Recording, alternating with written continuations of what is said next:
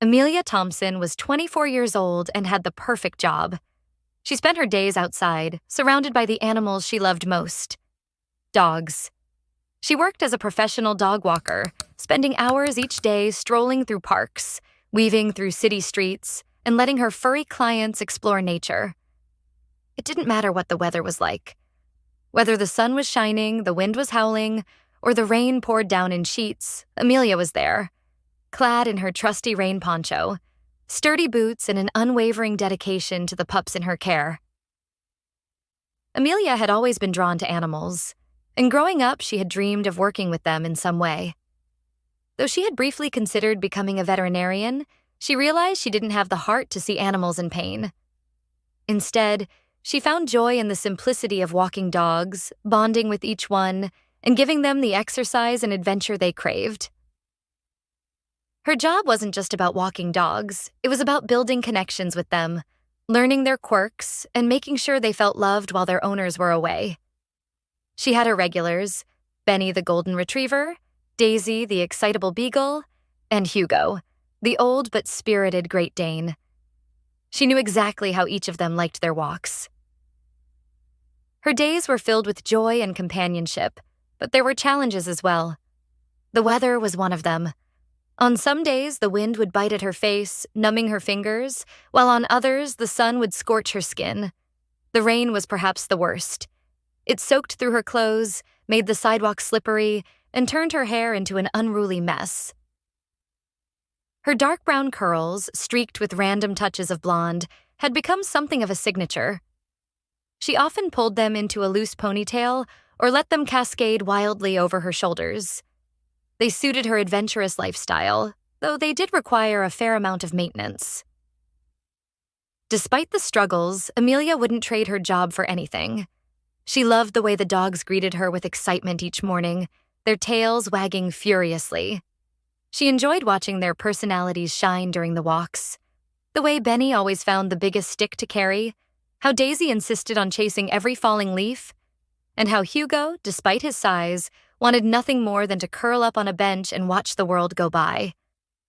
These moments made every chilly morning and every downpour worth it. Today was one of those particularly frustrating rainy days.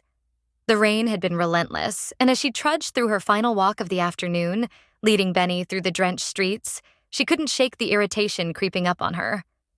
The water dripped from her hair, running down her face and seeping into her collar, making her shiver. Benny, on the other hand, was completely unbothered, trotting along happily, tongue lolling. By the time she reached her small apartment, she was soaked through. She peeled off her rain poncho, slung it over the back of a chair, and caught her reflection in the hallway mirror. Her curls, once bouncy and full, now clung to her face in damp, frizzy strands. The blonde streaks blended into the mess, looking dull and lackluster. She sighed, running her fingers through her hair only to have them snag in tangles. "This is ridiculous," she muttered to herself. The rain, the wind, the constant exposure to the elements, it was taking a toll on her hair. No matter how often she conditioned it, detangled it, or tried to style it, it never seemed to stay how she wanted. It was time for a change. Before she could second-guess herself, Amelia grabbed her phone and searched for a nearby hair salon. She found one with decent reviews just a few blocks away. Without hesitation, she booked an appointment for later that evening. When she arrived at the salon, the warm air inside was a welcome contrast to the cool drizzle outside. The scent of shampoo, hairspray, and styling products filled the air. A cheerful-looking woman with short, spiky hair greeted her at the counter. "Hi, you must be Amelia. I'm Carla. I'll be taking care of you today. What are we doing?" Amelia hesitated for a moment before exhaling sharply. "I need to cut some of it off. The rain and wind have been ruining my hair, and it's just too much to deal with." Carla nodded knowingly. "Got it. We'll freshen you up." Amelia was led to a chair and draped in a crisp blue cape. She watched in the mirror as Carla ran her fingers through her hair, assessing the damage. "You've got some gorgeous curls, but I can see how the weather's been tough on them. How much are you thinking?" "Just a trim," Amelia said quickly. "Maybe a few inches. Enough to make it more manageable, but not too short. Break time. 1.5 seconds. Carla smiled and began to section off Amelia's hair. The sound of scissors snipping filled the air as strands of wet curls fell to the floor. At first, it felt refreshing. The weight of her soaked locks lifting was satisfying, and she could already see a difference in the shape of her hair. But then, without warning, Carla set the scissors aside and reached for a pair of electric clippers. Amelia's stomach lurched. "Wait, what are you doing?" Carla looked surprised. "Thinning it out a bit, like we talked about." Amelia shook her head. "I didn't say anything about clippers." Carla hesitated, but then, as if thinking she knew best, she switched the clippers on. A low hum filled the room.